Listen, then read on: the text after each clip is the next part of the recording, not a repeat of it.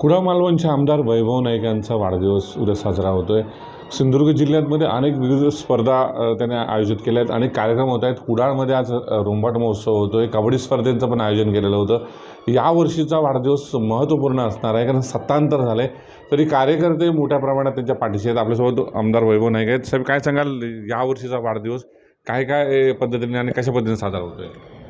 खरं तर वाढदिवस हे निमित्त असतं। या निमित्ताने लोकांना आणि कार्यकर्त्यांना सामाजिक उपक्रम करण्याची एक संधी असते आणि त्यानिमित्ताने ते उपक्रम साजरे करत असतात आणि हे कार्यक्रम दरवर्षीप्रमाणेच यावर्षी पण या ठिकाणी आयोजित केलेले आहेत आणि उत्साही शिवसैनिकांनी हे कार्यक्रम आयोजित केले आहेत। रुंबाट महोत्सवासारखा एक कोकणातली वेगळी परंपरा आहे, तो साजरा होतोय। यानंतरच वाढदिवस साजरा होणार आहेत। कसे सज्जात लोकांचे आशीर्वाद घेण्यासाठी?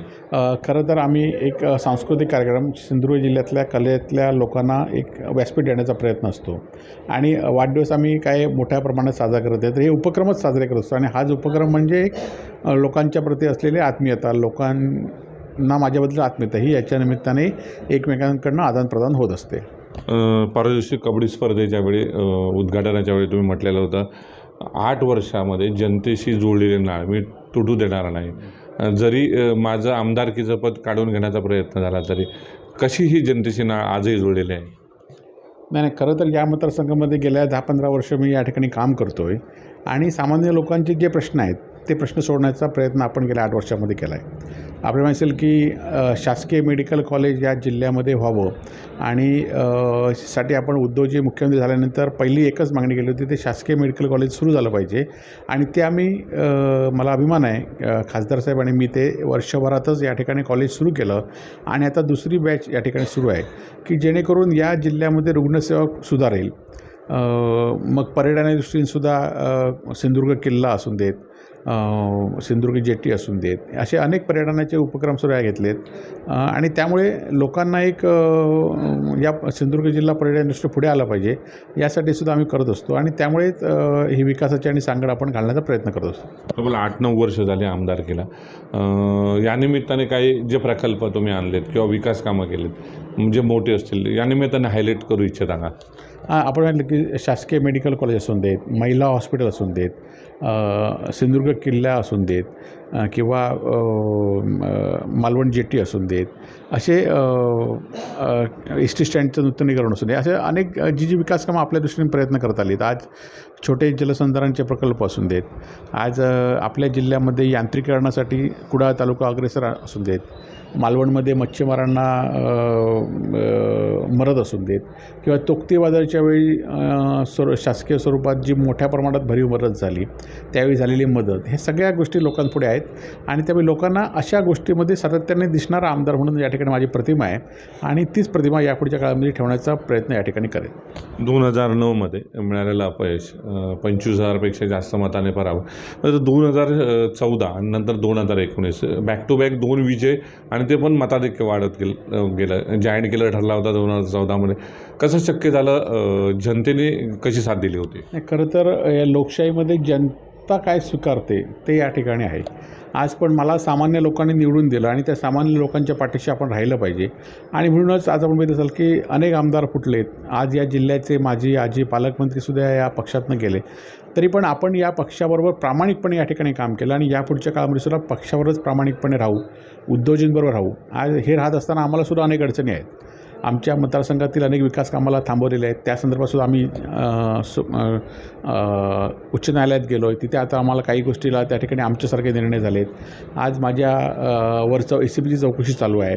माझ्या व्यवसायावरसुद्धा अनेक प्रकारच्या गदा आणण्याचा प्रयत्न करत आहेत, तिथे चौकशी करत आहेत, परंतु आपण माझ्यावर आज 307 सारखे गंभीर गुन्हे नोंद झालेत। परंतु हे सगळे असताना आपण लोकांची प्रामाणिकपणाची भूमिका आपण ठेवली आणि ती भूमिका आपण प्रामाणिकपणे यापुढच्या काळामध्ये सुद्धा वटू।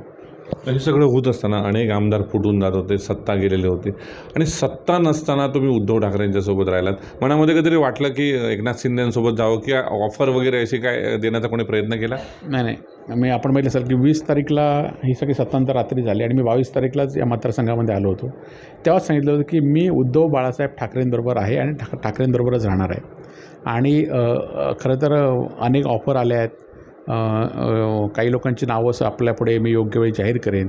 आज मंत्रिपदासाठी सुद्धा ऑफर आल्या आहेत. काही ठिकाणी दबाव आणून ऑफर झाल्या आहेत. काही ठिकाणी निवडणुकीच्या पुढच्या निवडणुकीमध्ये आम्ही तुम्हाला विरोध करू, प्रखर विरोध करू, महाशक्तीचा विरोध करू, अशा पण ऑफर आल्या आहेत. परंतु ज्या उद्धव साहेबांनी मला निवडून आणलं, ज्या लोकांनी मला माझ्यावर विश्वास दाखवला, त्या लोकांना काय पाहिजे हे खरं प्रथम मी बघितलं पाहिजे. मग त्यामध्ये त्या गोष्टीसाठी लोकांच्या असलेल्या भूमिकेशी आपण ठाम राहिलं पाहिजे. ही भूमिका मी पहिल्या दिवसापासूनच घेतली होती आणि म्हणून ह्या सगळ्या गोष्टीपासून आम्ही अलिप्त आहोत. आणि काही खरं तर राणे असतील किंवा त्यांचे सर्व सहकारी असतील, हे सातत्याने माझ्यावर आरोप करण्याचा प्रयत्न करत आहेत. परंतु आज सगळ्या पक्षाला मी का पाहिजे ह्याचं पण एक या ठिकाणी बघितलं पाहिजे. कारण लोक माझ्या पाठीशी आहेत आणि लोक का पाठीशी आहेत तर तुम्हाला विरोध करते म्हणून लोक माझ्या पाठीशी आहेत, चुकीच्या गोष्टीला विरोध करते म्हणून लोक पाठीशी आहेत. आणि त्यामुळे खरं तर तुम्ही हे आरोप करत असताना तुम्ही एवढं हे घेतलं राजकारणामध्ये घेतलं की आपण असूनसुद्धा लोक ह्यांना का स्वीकारतात, आपण असूनसुद्धा आपला पक्ष ह्यांना का विचारतो, याचा आत्मप्रश्न राणेंनी कधीतरी केलं पाहिजे. साहेब, महत्त्वाचा प्रश्न की पडझडीमध्ये तुम्ही उभ्या राहिलात आणि अशावेळी शिवसेना म्हणजे उद्धव ठाकरेंचा हा जो पक्ष आहे ते संघटना बांधण्याचं फार मोठं काम आहे. याच वेळी पुढच्या वर्षी मार्च महिन्यामध्ये लोकसभेच्या निवडणुका लागल्या असतील, यानंतर ऑक्टोबरमध्ये विधानसभा निवडणुका होतील, 3 विधानसभा मतदारसंघ आहेत, लोकसभा. कसं बघताय ही आव्हानं आणि लोकसभेचा खासदार किंवा आमदार 3 निवडून आणण्यासाठी काय प्रयत्न असणार आहे? खरं तर आपण बघितलं सर की मी गेले 15 वर्ष जिल्हाप्रमुख होतो. 2009मध्ये जिल्हाप्रमुख असताना मी या लोकसभेचा खासदार आणि विधानसभेचे 2 आमदार या जिल्ह्यातनं आणले होते. आता असं प्रयत्न करून आपण या ठिकाणचे तिन्ही खरं तर त्यावेळी आम्ही BJPमध्ये एक सीट या ठिकाणी लढत होतो आणि ती सीट आम्ही BJP असल्यामुळे आम्हाला तिथे यश मिळत नव्हतं. परंतु आता आम्ही स्वतंत्रपणे गेल्या निवडणूकसुद्धा आम्ही स्वतंत्रपणे लढवली. 2 सीट आमच्या निवडून आल्या आहेत आणि 1 सीट आमची 58,000 मतापर्यंत आम्ही पोचलो. आणि त्यामुळे ह्या वर्षी मात्र आम्हाला अनुभव ह्या येणाऱ्या खरं तर निवडणूक ही मार्चमध्येच पुढच्या होऊ शकते. कारण लोकसभा आणि विधानसभा एकत्र घेण्याचा सरकारचा मानस आहे किंवा डाव आहे म्हणू शकतो. परंतु कधी निवडणूक झाल्या तर आम्ही सक्षम असू आणि तिन्ही विधानसभा आणि लोकसभा विनायक राऊतांना निवडून देण्यासाठी आम्ही कंबर कसलेली आहे आणि त्या दृष्टीने आम्ही प्रयत्न जोरदार सुरू केलेले आहेत. जिल्हा परिषद पंचायत समित्या ह्या निवडणुका लागतील. खरं तर आव्हान असणार आहे, कारण 25 ते 27 वर्ष भाजपच्या तर राणेंची सत्ता आहे. शिवसेना कमबॅक करू शकेल, पुन्हा शिवसेनेचा झेंडा फडकेल या जिल्हा परिषद आणि पंचायत समितीवर? आज आम्ही महाविकास आघाडी म्हणून ही निवडणूक लढवणार आहोत आणि त्यामुळे या निवडणुकीमध्ये आपल्याला निश्चितपणे चांगलं यश मिळेल. आणि यावेळी आम्ही सत्ता राणेंच्या हातातनं, खरं तर ही जिल्हा परिषद राणेंकडे होती 25 वर्ष, म्हणजे त्यांचा पक्ष बदलला तरी राणेंकडे होती आणि ह्यावेळी मात्र ही आम्ही बदलण्याचा प्रयत्न या ठिकाणी आम्ही करणार आहोत. काय या निमित्ताने संकल्प करत आहे तुमच्या वाढदिवसानिमित्ताने? नाही, मी एकच संकल्प करतो की उद्योजकांबरोबर आपल्याला ठाम राहायचं आहे, लोकांबरोबर आपल्याला ठाम राहायचं आहे आणि विकास करताना आपल्याला शेवटच्या तळागाळातल्या लोकांना काय पाहिजे हे आपण बघितलं आहे. जी कामं मी अपेक्षित ठेवली होती ती कामं अजून काही कामं थांबली आहेत, ती कामं मला येणाऱ्या 1-2 वर्षामध्ये पूर्ण करायची आहेत आणि हाच संकल्प माझा आहे.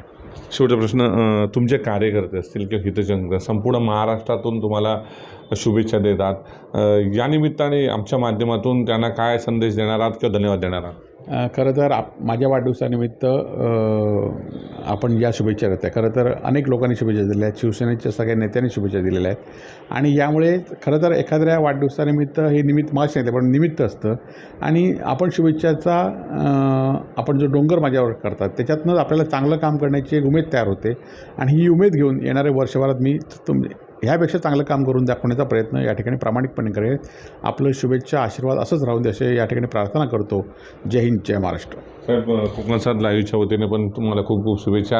आपल्यासोबत होते आमदार वैभवजी नाईक. कठीण परिस्थितीमध्ये पक्ष माझ्या पाठीशी उभा राहिला, त्यामुळे मी पक्षाला वाचतात उद्धव ठाकरेंना सोडून जाणं शक्य नाही असं पुनरुच्चारण करताना वाढदिवसाच्या संकल्प केलेला आहे. सिंधुदुर्ग जिल्हा परिषदेसह 8ही पंचायत समिती काबीज करणे आणि 3 विधानसभा मतदारसंघांनी लोकसभा काबीज करणे हेच आपले ध्येय असल्याचं आजच्या वाढदिनी त्यांनी स्पष्ट केलं आहे. आणि ज्या ज्या कार्यकर्त्यांनी शुभेच्छा दिल्या, हितचिंतकांनी शुभेच्छा दिल्या, त्यांना धन्यवाद दिले पाहायला मिळतात. कॅमेरामन वेदांत भरत केसरकर, कोकण साथ लाईव्ह, कणकवली. आमचे दिवसभरातले सर्व अपडेट्स, ताज्या घडामोडी आणि थेट लाईव्ह पाहण्यासाठी सबस्क्राईब करा, लाईक करा कोकणचं नंबर 1 महा चॅनल कोकण साथ लाईव्हचं YouTube चॅनल.